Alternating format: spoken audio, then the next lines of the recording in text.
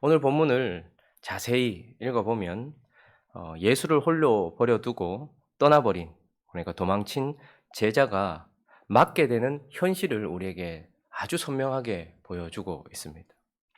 예수님을 떠나버렸고, 그리고 예수님에게로부터 도망가버리고 예수님을 홀로 둔 그리스도인, 그러니까 주님을 따라가던 자들의 현실을 오늘 우리에게 선명하게 보여주고 있습니다. 자세히 한번 살펴보면 예수를 홀로 버려두고 떠난 제자들의 현실은 한마디로 말하면 밤이에요, 밤.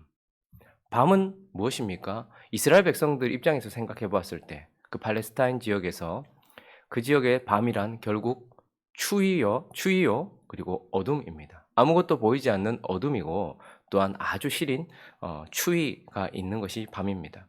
그래서 그들이 예수를 홀로 버려두고 떠나버린 그 상태가 53절에서 우리가 좀 구체적으로 살펴보게 되는데 53절 읽어볼까요? 시작. 그들이 예수를 끌고 대제사장에게로 가니 대제사장들과 장로들과 서기관들이 다 모이더라. 예수를 대적하는 자들이 법적으로 예수를 대적하고 그를 죽이고 그를 정죄하고 그를 부인하기 위하여 다 모였고 결론적으로 그곳은 64절 읽어볼까요? 64절 읽습니다. 64절 시작. 그 신성 모독하는 말을 너희가 들었도다. 너희는 어떻게 생각하느냐 하니 그들이 다 예수를 사형에 해당한 자로 정죄하여. 자, 어두운 세상 속에 홀로 버려두게 된 제자의 모습이 보이십니까? 그리고 그 어두운 세상의 어떤 특징은 바로 모두가 다 함께 예수를 부인하고 정죄하고 제거하기 위한 세상이다라는 것을 보게 되는 것입니다.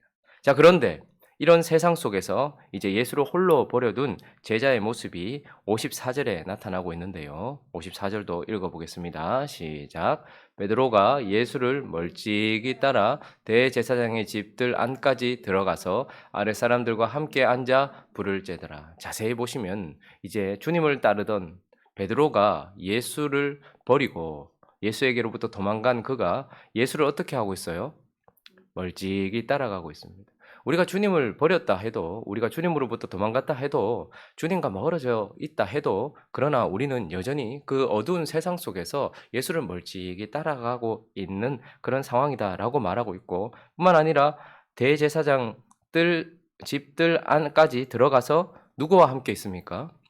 아랫사람들과, 그러니 세상에 있는 사단의 종로로 타고 있고 예수를 제거하려고 하는 그 악한 세상의 종로로 타고 있는 사람들 틈에 지금 그가 있다라는 것을 보게 됩니다.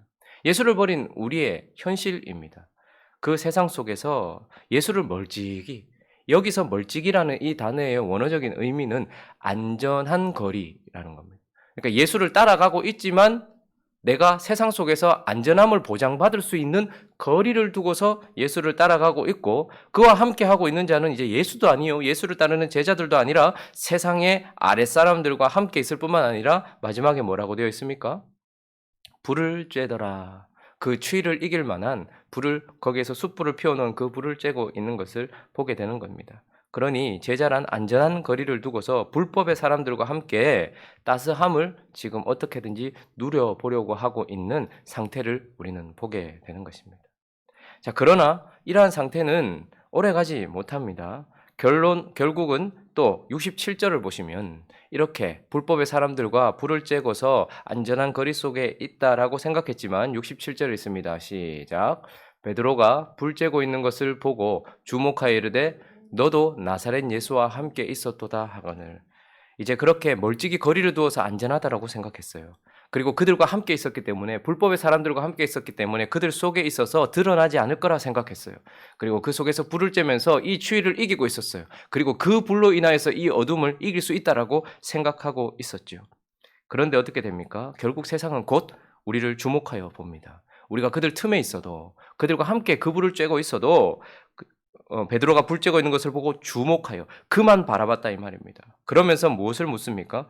너도 나사렛 예수와 함께 있었도다. 너 예수의 사람 아니냐라고 우리에게 질문을 하고 있는 것입니다. 세상은 우리에게 곧 질문합니다. 너의 정체성이 뭐냐라고 질문을 하는데, 이 질문의 요점이 무엇입니까? 예수님에 대해서 묻는 것이 아니고요. 그거는 예수님이 스스로 지금 증언하고 계십니다. 침묵하고 계시던 그가 네가 찬송받을 이의 아들 그리스도냐? 라고 예수께 대한 질문을 하였고 예수님은 내가 그니라 라고 말씀하시며 생명을 건 증언을 하고 계시는 그 순간에 그리스도인들은 어떤 질문을 받는가? 그 그리스도와 네가 어떤 관계가 있느냐라는 것을 묻고 있습니다. 그 그리스도가 네 주인이냐? 라고 우리에게 묻고 있는 것이죠. 그리고 그 그리스도가 너의 신랑이냐? 너는 그의 것이냐? 라는 것을 묻고 있는 것입니다. 우리가 세상에서 계속해서 맞닥뜨리는 질문은 예수가 누구냐라기보다는 네가 예수와 어떤 관계에 있느냐라는 것을 묻게 되지요. 그래서 결론적으로는 어떻게 되는 것입니까? 71절 한번 읽어볼까요? 71절 읽습니다. 시작. 그러나 베드로가 저주하며 맹세하되 나는 너희가 말하는 이 사람을 알지 못하노라 하니 겟세마네에서 깨어있지 못했던 제자가 결국 그 겟세마네에서 주님을 버렸던 그리고 주님으로부터 도망갔던 제자가 결론적으로는 주님을 저주하며 부인하는 자리에까지 가게 되는 것이죠. 무엇을 부인하고 있습니까? 예수 그리스도와 나와의 관계. 여러분 그리스도인들이 세상 속에 살면서 그리스도가 하나님의 아들이라든지 그분이 십자가의 예수라든지 그분이 부활하신 분이다 이런 걸 부인하지 않아요. 우리는 삶에서 뭘 부인하냐 하면 내가 그분의 주인 되심을 부인하고 있는 거예요. 나의 삶을 부정하고 있는 것이죠. 주님이 나의 신랑이라는 것을 부인하는 삶을 살아가고 있습니다. 세상은 끊임없이 우리에게 그가 하나님의 아들이든 아들이지 않든 그가 십자가의 예수든 아니든 그게 중요한 것이 아니라 그분을 이 세상 속에서 네가 따르는 자냐 아니냐 우리에게 그것을 묻고 있는 것이죠. 이 질문은 참으로 어렵고 결론적으로 베드로는 저주하며 부인하면서 예수님과의 관계를 부정해 버렸습니다. 그리고 어떻게 됩니까? 제자들은 아우 살았다 이제. 예수를 부인하고 나니까 여전히 이 불도 쬐면서 이 어둠을 이 불로 이기고 이 추위도 이 불로 이기면서 살 수 있겠구나 라고 끝나는 것이 아니고 72절 읽어볼까요? 72절 시작. 닭이 곧 두 번째 울더라. 이에 베드로가 예수께서 자기에게 하신 말씀 곧 닭이 두 번 울기 전에 네가 세 번 나를 부인하리라 하심이 기억되어 그 일을 생각하고 울더라.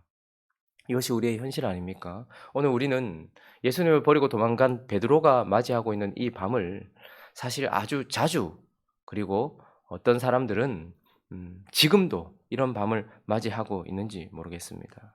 그저 춥고 그리고 어두운 밤 예수님을 부정하고 부인하고 정죄하는 세상 속에서 예수님 때문에 당할 고통이 두려워서 예수를 멀찍이 따라가면서 그리고 세상 사람들 틈에서 드러나지 않으려고 그들 함께 있으며 그리고 그 불, 그저 잠시 나를 따뜻하게 해주고 잠시 이 어둠을 밝혀줄 그 불을 쬐면서 숨어 있었지만 결론은 계속 나에게 네가 예수와 어떤 관계냐라고 질문하는 그 질문 속에서 나는 두려움 속에 결국 나는 주님을 모른다. 나는 그와 아무 상관이 없다라고 대답하고 돌아온 그 순간 주님의 말씀도 생각나고 주님을 사랑했던 자기의 마음이 무너지는 것을 생각하여서 울고 있는 이 밤. 이것은 우리의 삶이기도 한 것입니다. 자, 그러나 오늘 본문은 이렇게 베드로가 울면서 끝을 내고 있지만 우리가 기억해야 될 것이 있습니다. 지금도 이런 아픔과 그리고 이런 어둠 가운데 있다면 우리가 기억해야 되는 것이 있습니다. 베드로의 이 장면이 그의 결국은 아니다라는 것입니다. 그의 마지막은 아니다라는 것입니다. 그가 이렇게 울고서 끝내고 결국 예수를 부인하고 끝내고 세상이 승리한 것처럼 그렇게 끝나는 것이 아니다라는 것을 우리는 기억해야 한다는 것입니다. 요한복음 21장 18절을 한번 볼까요? 읽어보겠습니다. 시작. 내가 진실로 진실로 내게 이르노니 네가 젊어서는 스스로 띠띠고 원하는 곳으로 다녔거니와 늙어서는 내 팔을 벌리리니 남이 내게 띠띠우고 원하지 않은 곳으로 데려가리라. 결국 베드로의 끝은 배신으로 끝이 나고 눈물로 끝이 나는 것이 아니라 영광스러운 주님의 신부로 그리고 그분을 인정하는 모습으로 그의 삶을 마치고 있다라는 것이 결론이 나는 것입니다. 우리가 심각하게 무너지고 세상 속에서 주님과 멀찍이 따라가다가 결국은 도망가다가 부인하게 되는 그 자리에 있어서 이렇게 눈물을 흘리고 있을 때에도 그 눈물 속에서도 우리가 기억해야 되는 것이 있습니다. 베드로의 마지막은 그것이 아니었고 바로 이것이다. 주님으로 말미암아서 그가 예수를 인정하고 이 세상 속에서 예수를 영화롭게 했다라는 것을 기억해야 한다는 것입니다. 그러면 어떻게 이렇게 무너졌던 베드로가 어떻게 그렇게 주님께 영광을 돌리며 살 수 있었는가? 그 몇 가지 요인을 살피면서 지금도 우리를 향한 이런 이유들이 지금도 우리에게 있다라는 것을 기억했으면 좋겠습니다. 베드로가 이렇게 회복될 수 있었던, 그가 다시 돌아올 수 있었던 이유는 첫 번째는 모두 주님께 있는데 첫 번째는 예수님의 기도 때문이었습니다. 예수님의 기도. 누가복음 22장 한번 가보시면 31절과 32절을 한번 읽어보겠습니다. 자, 읽어봅니다. 시작. 시몬아, 시몬아, 보라, 사탄이 너를 밀가부르듯 하려고 요구하였으나, 그러나 내가 너를 위하여 내 믿음이 떨어지지 않기를 기도하였노니, 너는 돌이킨 후에 내 형제를 굳게 하라. 이 말씀이 있는 앞뒤에 보면 똑같이 배신하고 주님을 버리는 두 제자가 나오죠. 하나는 베드로고 또 하나는 가룟 유다입니다. 주님은 그런데 둘 다에게 말씀을 주세요. 경고를 해주시고 그들이 깨달을 수 있도록 해주십니다. 가룟 유다에게는 네가 나를 배신할 것이다. 네가 나를 지금 배신하려고 하고 있다라는 것을 명확하게 보여주셨고, 베드로에게도 닭이 2번 울기 전 네가 3번 나를 부인할 것이라는 주님의 말씀을 허락해 주셨습니다. 그리고 돌이킬 수 있는 기회도 주셨습니다. 그렇게 우리의 모습을 보게 하셨고 돌이킬 수 있는 똑같은 기회도 주셨어요. 그러니 가룟 유다나 베드로나 똑같이 하나님께 말씀도 받았고 똑같이 하나님께 기회도 얻었습니다. 그러나 가룟 유다에게는 없고 베드로에게만 있는 것이 바로 오늘 나오는 이 본문 말씀입니다. 무엇입니까? 베드로를 위해서는 주님이 기도를 하셨다라는 것입니다. 주님과의 관계가 완전히 끊어지지 않도록, 우리가 주님을 붙드는 보이지 않는 손인 믿음이 떨어지지 않도록, 믿음이 약해질 수는 있지만 믿음이 사라지지 않도록 주님께서 베드로를 위하여 기도하셨다라는 것을 보게 되는 것입니다. 베드로에게 왜 회복되었느냐 묻는다면 베드로는 주님이 날 위해서 기도했기 때문이다라고 말할 것입니다. 만약에 우리가 오늘 이 밤처럼 너무 아파서 주님을 배신했던 나 자신이 너무 부끄럽고 또 주님을 따라가지 못하는 나 자신이 너무 한탄스러운 그런 눈물을 흘리고 있을 때에 우리가 기억해야 되는 것은 바로 이것입니다. 그런 우리를 위하여 반드시 응답되는 주님의 기도가 있다라는 것이죠. 저는 이 말씀이 참 위로가 됩니다. 지금은 아니지만 안모태로 태어났던 저에게 주변에 있는 모든 친구들과 주변에 있는 모든 친구들의 부모님들, 그런 분들이 저에게 자주 했던 말이 있습니다. 참 너는 안타깝다. 참 너를 위해서 기도하는 사람 몇 사람만 있어도 참 크게 될 인물인데, 모르겠어요. 크게 될 인물이 어떤 의미인지는 모르겠지만 그냥 안타까운 마음으로 저에게 정말 했던 말은 맞는데, 어렸을 때는 그 말에 별로 신경을 쓰지 않았는데 중학교, 고등학교, 대학교, 군대 제대할 때쯤에는 그런 말들이 조금은 와닿기도 하더라고요. 지 멋대로 사는 친구들은 왠지 잘 돌아오는 것 같고 잘 되는 것 같고, 그런데 그때마다 들렸던 소리는 저 사람을 위한, 저 아이를 위한 부모의 기도도 있고 몇 대째, 4대째, 3대째 기도가 쌓여서 저 사람은 저래라는 그런 말을 들었을 때 처음에는 흥 했지만 살면 살수록 그런가라는 생각도 좀 들더라고요. 그러면서 한날은 누군가 널 위해 기도하네, 그 찬양을 하는데 이 찬양은 내가 할 찬양이 아니다, 제가 할 찬양은 아니다라고 생각하는 것 중에 하나, 찬송가 중에 하나는 내가 나의 사랑하는 책 비록 헤어졌으나, 그 찬양. 저는 안 못하기 때문에 그런 찬양, 저는 어머니의 무릎 위에 앉아서 성경을 들어본 적이 한 번도 없기 때문에 그 찬양은 제 찬양이 아니다. 두 번째, 지금은 아니지만 이제 저희 부모님도 예수를 믿고 저를 위해서 기도 많이 하시겠죠. 그런데 그때는 안 못하니까 주변에 예수 믿는 사람이 아무도 없고 한 사람도 제가 기도하지 않으면 제 이름을 놓고서 하나님께 기도할 사람이 없겠구나 라는 생각을 했을 때 그 찬양을 부르는데 갑자기 마음에 확 찬바람이 들어오는 거예요. 누군가 널 위해 기도하니, 당신이 지쳐서 기도할 수도 없고 눈물이 빗물처럼 흘러내릴 때, 예수를 버리고 도망간 내 삶 속에 있는 이 흔적들을 지울 만한 어떤 나를 위한 기도가 없다. 근데 가만히 생각해 보니까 아멘이 되려고 하는 거예요. 그러네. 야, 누군가 널 위해 기도하는데 나는 날 위해 기도하는 사람이 아무도 없는데? 라고 생각이 들었을 즈음에 주님께서 저에게 아니라고 말씀하셨습니다. 여러분, 베드로가 넘어졌을 때에 베드로를 위하여 기도하는 사람이 누가 있었겠습니까? 자기 자신조차도 눈물 흘리고 끝났지 누가 기도했겠습니까? 그러나 한 가지 확실한 것은 주님이 기도하셨고 주님이 기도하고 계신다라는 것입니다.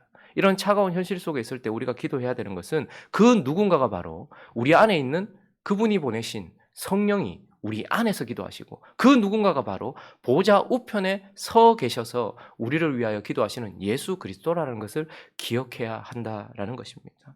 또 하나, 그 넘어졌던 베드로, 눈물로 끝났어야 했던 그 베드로가 회복되었던 이유는 예수님이 다시 찾아오셨기 때문입니다. 예수님이 단순히 멀리서 기도만 하신 분이 아니라 예수님이 다시 찾아오셨어요. 요한복음 13장 30절 한번 볼까요? 가룟 유다도 밤을 맞았습니다. 그리고 베드로도 오늘 밤을 맞았죠. 유다가 그 조각을 받고 곧 나가니 밤이러라. 세상이죠. 세상 속에 추위와 어둠 속에 그가 밤을 맞이하였습니다. 그런데 그 밤은 우리로 후회하게 만들고 돌이키게 만들 수 있는 기회이기도 합니다. 그런데 이 기회 속에서 마태복음 27장을 한번 가볼까요? 이 가룟 유다는 어떠한 모습이었는가? 자, 3절부터 5절까지 읽어보겠습니다. 시작. 그때에 예수를 판 유다가 그의 정죄됨을 보고 스스로 뉘우쳐 그 은 30을 대제사장들과 장로들에게 도로 갖다 주며 이르되 내가 무죄한 피를 팔고 죄를 범하였도다 하니 그들이 이르되 그것이 우리에게 무슨 상관이냐? 네가 당하라 하거늘 유다가 은을 성소에 던져놓고 물러가서 스스로 목매어 죽은지라. 참 안타까운 현실이죠. 다시 3절 한번 볼까요? 27장 3절 보시면 그가 뭐 했다고 말합니까? 정죄됨을 보고 팔았던 그가 스스로 뉘우쳤다라고 말합니다. 참 중요한 순간이죠.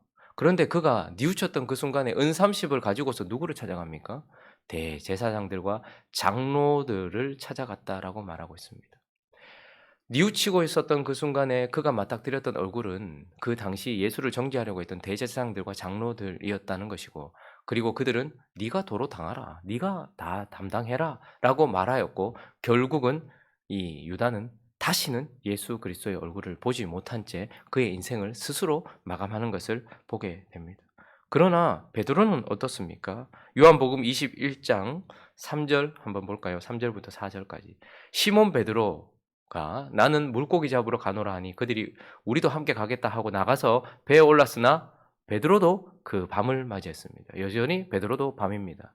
밤에 아무것도 잡지 못하였더니 읽습니다. 시작. 날이 새어갈 때에 예수께서 바닷가에 서셨으나 제자들이 예수인 줄 알지 못한지라. 무엇입니까? 가룟 유다는 다시는 볼 수 없었던 예수 그리스도의 얼굴. 그러나 주님은 그 밤에 베드로에게 찾아오셨다라고 말씀하고 있습니다. 베드로도 물고기를 잡으면서 얼마나 후회했겠습니까? 얼마나 반성했겠습니까? 그러나 베드로와 가룟 유다가 달랐던 이유는 반성이 없었다라는 것이 아니에요. 회개하는 마음이 없었다라는 것이 아니에요. 그 회개하는 마음 속에 누구를 만나느냐 하는 것입니다. 대제사장들과 장로들을 만나느냐 아니면 부활하신 주님이 그의 인생에 찾아오셨는가. 베드로의 밤에 예수께서 찾아오셨고 말씀은 뭐라고 말합니까? 그 순간을 날이 새려 한다라고 말하고 있는 것입니다. 예수 그리스도께서 찾아오심으로 말미암아 밤이 지나고 이제 밝은 아침이 다가오고 있다라고 말씀하고 있는 것이죠. 넘어졌던 베드로가 일어날 수 있었던 이유는 멀찍이 서 계신, 그리고 그러나 우리를 주목하여 보고 계시는 예수 그리스도의 기도 때문이기도 하고, 그러나 멀찍이 서 계시지만 않고 우리에게 찾아오셔서 나를 새게 하시는 예수 그리스도의 찾아오심 때문이다라고 말씀하는 것입니다. 우리가 또 기억해야 될 것이 있습니다. 우리가 밤을 맞이했어요. 아주 깊어집니다. 그리고 너무나도 당황스럽고 아픕니다. 그러나 그때에 주님은 또다시 우리를 찾아오시는 분이다라는 것이고, 그것이 우리를 회복시킨다라는 것이죠. 마지막으로 한 가지를 더 살펴보면 예수 그리스도, 베드로가 왜 회복되었는가? 예수님의 기도와 예수님의 다시 찾아오심과 마지막으로 예수님이 그의 마음을 회복시켰다라는 것이죠. 요한복음 21장 아까 전에 읽었던 15절 말씀 한번 볼까요? 15절 말씀 읽습니다. 시작. 그들이 조반 먹은 후에 예수께서 시몬 베드로에게 이르시되 요한의 아들 시몬아 네가 이 사람들보다 나를 더 사랑하느냐 하시니 이르되 주님 그러하나이다. 내가 주님을 사랑하는 줄 주님께서 아시나이다. 이르시되 내 어린 양을 먹이라 하시고. 지금 이 배경, 이 세팅은 베드로가 주님을 부인했던 밤과 거의 흡사합니다. 그 베드로가 그 밤을 이기기 위하여서 숯불 앞에 서 있었다라고 성경은 말하고 있거든요. 그런데 지금 주님이 베드로가 그렇게 서 있었던 숯불과 똑같은 단어를 쓰시면서 숯불을 피워 놓고 베드로를 불러요. 그 숯불 앞에 주님 얼굴 쳐다볼 수 없어 고개를 숙였을 때 그 숯불을 바라보는 순간 주님을 부인했던 그 밤에 자기를 따뜻하게 하고 자기를 밝히고 있었던 그 숯불이 기억났을 것입니다. 그리고 그 밤에 3번이나 예수를 부인했던 베드로와 같이 그것이 생각날 수 있는 환경으로 주님께서 그에게 3번이나 질문하시는 것이죠. 그러나 그분의 질문은 주님의 우리를 향한 어떠한 질문과 우리의 가장 깊은 곳을 건드릴 때는 아프기는 하지만 그것이 회복을 일으킨다라는 것을 기억해야 합니다. 세상이 우리를 향하여 질문하는 것을 통하여 세상은 결국 우리 속에 있는 더러움을 드러내고 우리 속에 있는 악함을 드러냅니다. 예수 그리스도를 부인했던 것이 바로 그 이유 때문이었죠. 그러나 예수께서 우리의 깊은 내면을 건드리실 때는 우리 안에 있는 우리가 보지 못했던 주님을 향한 사랑이나 그 주님께서 심어 놓으신 믿음들이 드러나게 하시는 것이죠. 베드로가 예수님을 부인했던 것도 사실이지만 그러나 지금 이 순간 예수님의 질문 속에 예수를 부인할 수 없는 자기 자신 안에 있는 예수를 향한 사랑을 보게 되는 것입니다. 네가 나를 사랑하느냐라고 물었을 때에 베드로는 도저히 부인할 수 없는 한 가지를 속에 있다는 것을 보게 되는 것이죠. 내가 주님을 사랑하는 줄 주님께서 아십니다라고 말하면서 베드로를 회복시켜 주고 있는 것을 보게 되는 것입니다. 그러니 이제 그 차가운 그 세상 속에서 그를 따뜻하게 만들어주고 그 차가운 세상 속에서 그를 밝히는 것은 그 숯불이 아니라 그 속에 있는 하나님을 향한 사랑이다라는 것을 통하여 그가 세상을 이길 힘이 그 속에 있다라는 것과 그가 세상을 밝힐 힘이 그 속에 있다라는 것을 깨닫게 하시고 회복시켜 주는 것을 보게 되는 것입니다. 그렇게 베드로는 회복이 되었던 것이죠. 우리가 오늘 본문을 다시 한번 쭉 하루 종일 살피면서 이와 같은 현실이 우리 가운데 있다라는 것을 인정할 필요가 있겠죠. 우리는 이 밤에 울고 아파하고 슬퍼할 수 있지만 그러나 또 하나의 현실을 바라보기를 원합니다. 그 가운데서도 주님이 우리를 위해 기도하고 계신다. 그리고 기도하셨다. 그리고 기도하실 것이라는 그 사실이 우리를 회복시킬 것이라는 것을 소망하면서 나아갔으면 좋겠습니다. 뿐만 아니라 그분이 언제나 우리가 엎어져 있는 그 상황 속에 우리가 마지막 보게 될 것은 대제사장의 얼굴이 아니라 진정한 제사장이신 대제사장이신 예수 그리스도다. 그리고 그분이 우리 안에 있는 그분을 향한 사랑을 회복시키신다라는 것을 기억했으면 좋겠습니다. 그래서 베드로는 결국 어떤 사람이 되었습니까? 주님이 말씀하신 그런 모습으로 주님께 영광을 돌리는 사람이기도 했고 그런 영광을 돌리는 과정 속에 베드로전서 5장 볼까요? 5장 8절부터 11절까지 마지막으로 한번 읽어보겠습니다. 자, 한번 읽어보겠습니다. 시작. 근신하라 깨어라 너희 대적 마귀가 우는 사자같이 두루 다니며 삼킬 자를 찾나니 너희는 믿음을 굳건하게 하여 그를 대적하라. 이는 세상에 있는 너희 형제들도 동일한 고난을 당하는 줄을 알미라. 모든 은혜의 하나님 곧 그리스도 안에서 너희를 부르사 자기의 영원한 영광에 들어가게 하신 이가 잠깐 고난을 당한 너희를 친히 온전하게 하시며 굳건하게 하시며 강하게 하시며 털을 견고하게 하시리라. 권능이 세세 무궁하도록 그에게 있을지어다. 아멘. 베드로의 마지막 그의 메시지입니다. 근신하라 깨어라. 나는 깨어있지 못했던 순간이 있었다. 그러나 이제는 근신하고 깨어있다. 그뿐만 아니라 모든 은혜의 하나님이 친히 너희를 굳건하게 하시고 주님께서 우리를 세우시고 우리를 붙들어 주신다. 여러분 다른 사람들이 이런 얘기를 하면 별로 위로가 안 될 수 있겠지만 확실하게 넘어졌던 것을 알고 있는 베드로가 우리에게 자신의 이야기를 한다면 이것은 우리에게 참 와닿는 말씀이기도 한 것입니다.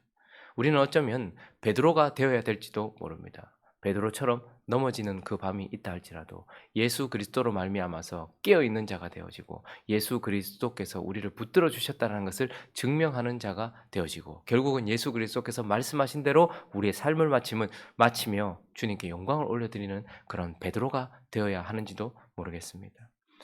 오늘 이 아침에 이 고난 주간을 지나면서 주님, 내가 기억해야 될 것은 나의 넘어짐이 아니라 주님의 기도하심과 주님의 다시 찾아오심과 주님의 다시 회복시키심임을 기억하면서 오늘도 그 밤을 지나 날이 새려하는 나의 삶을 시작할 수 있도록 은혜 베풀어 달라고 그렇게 기도하며 나아가는 저와 여러분 되시기를 예수 그리스도의 이름으로 축원합니다.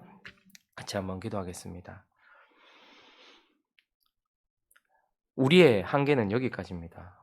칼을 빼어들고 주님을 지키려고 했고 끝까지 주님 따라가려고 했던 우리의 한계는 여기까지입니다.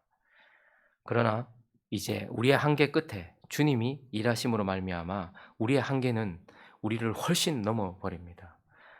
우리가 기억하기 원합니다. 예수 그리스도께서 기도하셨고 지금도 기도하고 계시고 언제나 찾아오시고 우리를 회복하시는 분이라는 것을 기억하면서 주님 넘어졌더라도 다시 일어나게 하시고 주님 온전히 주님을 영광스럽게 하는 영화롭게 하는 그런 삶 되게 하여 달라고 또 각자의 기도 제목들을 가지고 함께 기도하며 나아가도록 하겠습니다. 기도하겠습니다.